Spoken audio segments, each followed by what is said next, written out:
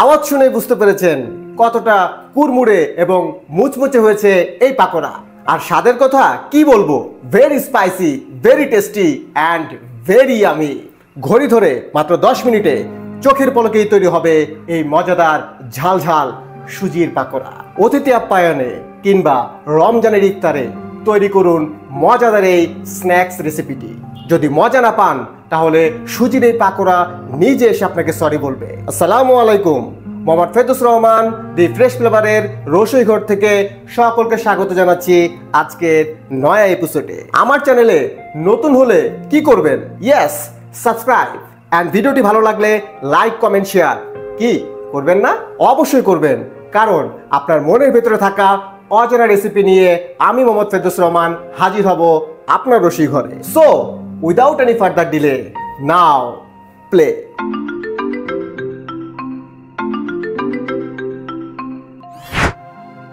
শুরুতেই পরিষ্কার একটি মিক্সচার বোলে 1 কাপ পরিমাণ পোকামাকড় মুক্ত একদম ফ্রেশ চকচকে সুজি নিয়ে নেব।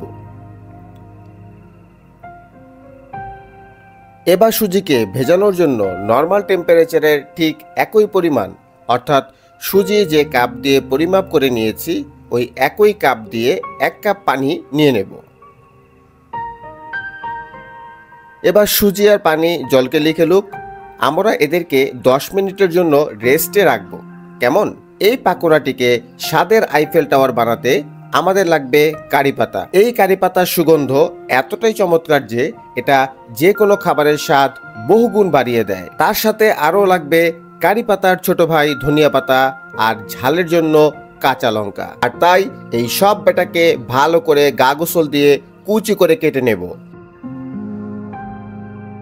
দেখুন, সুজি সব পানি খেয়ে ঢোল হয়ে গিয়েছে, কোনো পানি অবশিষ্ট নেই।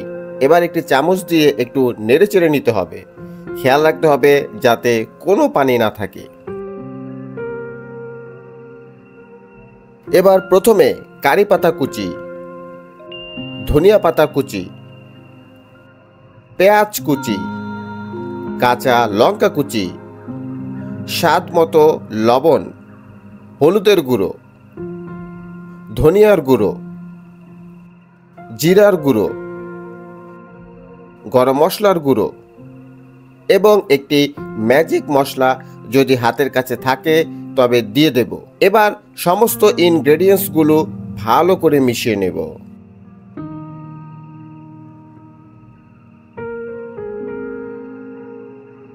প্রথম 5 মিনিট শেষ। এবার শেষের 5 মিনিটে প্রথমেই চুলো জ্বালিয়ে পাত্রে খাঁটি সরিষার তেল ঢেলে নেব। তেলের পরিমাণ একটু বেশি দেব, তাতে পাকোড়াগুলো খুব সুন্দরভাবে ভাজা হবে। এবার চুলোর আঁচ মিডিয়ামে রেখে ছোট ছোট আকারে সুজির এই পাকোড়াগুলোকে ভালো করে ভেজে নেব। দারুণ মুচমুচে হবে যদি আপনি আমার দেওয়া নিয়মগুলো ফলো করেন। খেতে দারুণ মজার এবং খুবই পুষ্টিকর এই পাকোড়া। সামনে রমজান আসছে, রমজানে ইফতারের জন্য খুব অল্প সময়ে তৈরি করে নিতে পারেন এই দারুণ রেসিপিটি। তো আজ বিদায় নিচ্ছি। ভালো লাগলে লাইক দিয়ে শেয়ার করতে ভুলবেন না যেন।